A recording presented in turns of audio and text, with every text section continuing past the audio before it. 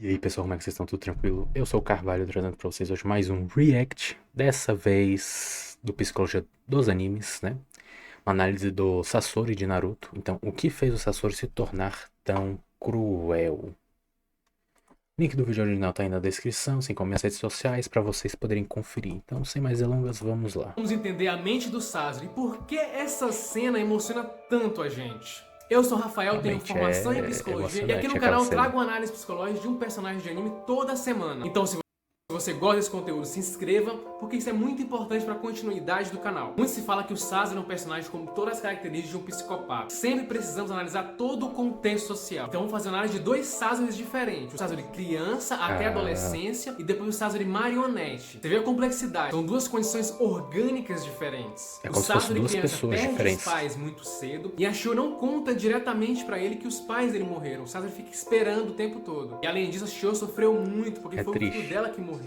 E ela não soube lidar com a situação. Ela manteve um distanciamento do Sasori. Como ela mesma falou, ela dava muitas desculpas para falar com ele. Por isso ela se sente tão responsável pelo que ele se tornou. Então ali o Sasori, muito jovem, passa por uma ressignificação da vida. A psicóloga e pesquisadora Margaret Straub propôs o modelo do processo dual do luto. E um desses modelos refere à construção de novos significados para ajudar na questão do luto. Então a Shio ensina ali pro Sasori o controle de marionetes e ele fica muito animado com isso. Voltamos do anúncio. O que vemos nele é uma criança bastante triste e que mostrava uma expressão bem desanimada após a morte dos pais. E não era pra menos. Com isso, Sasori tenta achar um novo significado para aliviar as dores dele. Então o Sasori ele começa a mexer com marionetes, isso ajuda ele a lidar com a dor, porém faz com que também ele se afaste muito das pessoas.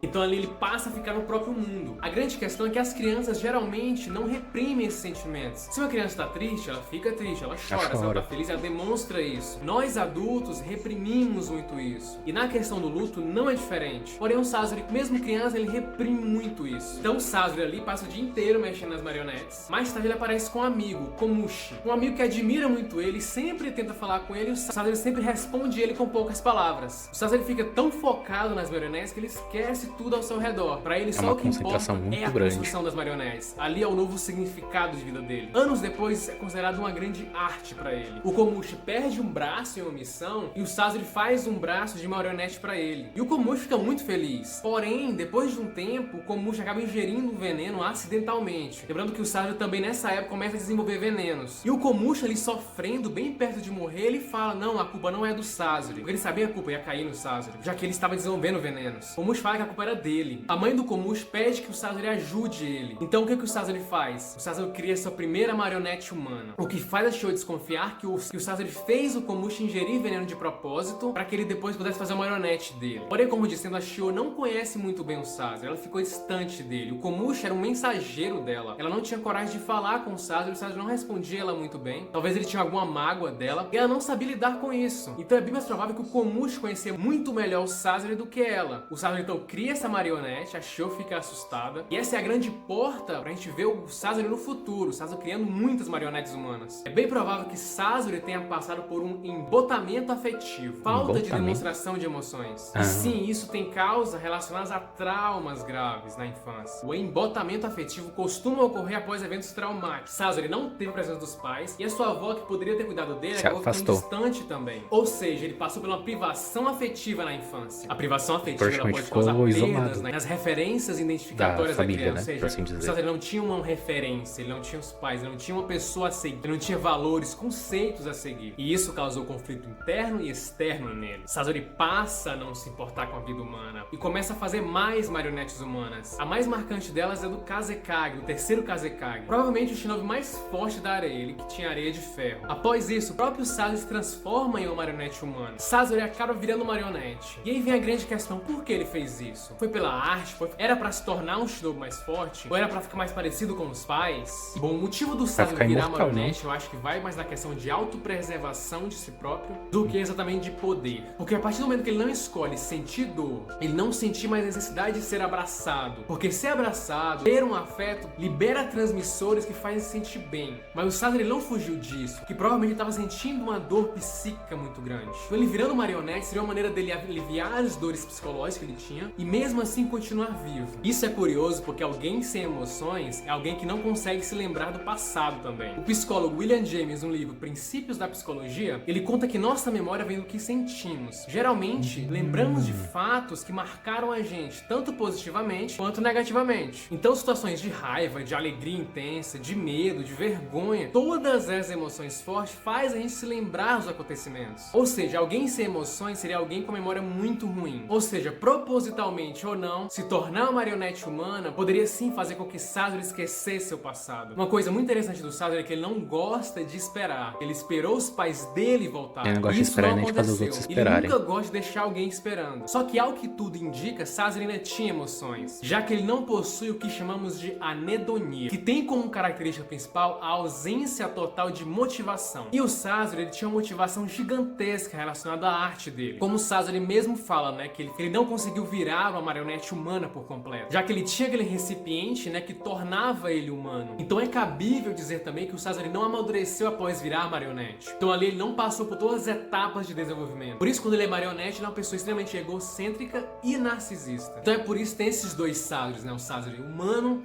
e o Sazori máquina, marionete. E aquela cena final dele deixar as marionetes do pai e da mãe dele o matarem, pode ser indício que ele guardava um pouco da humanidade dele. Isso pode mostrar que ele não estava aguentando mais. Bem provável que na luta contra Shio, ele vendo a Shio, acabou ativando as memórias dele de novo. E ele voltou a se lembrar dos pais. Voltou a se lembrar daquele trauma de infância que ele teve. Quando ele volta ali à vida pelo Edo Tensei, e ele não é mais um marionete, ele mostra muito mais um lado emocional. Ele fica feliz em saber que o Kankuro vai carregar os pais dele, ele mesmo por toda a eternidade. E o sorriso que ele demonstra ali antes de morrer mostra os sentimentos dele. É como se ele voltasse à época que era criança. Alguém que queria apenas uma família. Se o Sazori tivesse tido esse apoio na infância, se tivesse alguém ali que pudesse trabalhar as emoções nele, para ele conseguir lidar com tudo aquilo, com certeza ele seria o Kazekage atual da areia. Provavelmente o Gaara não seria o Kazekage. Era para ter sido feito um trabalho para ele administrar as emoções dele, não eliminá-las. As emoções tornam a gente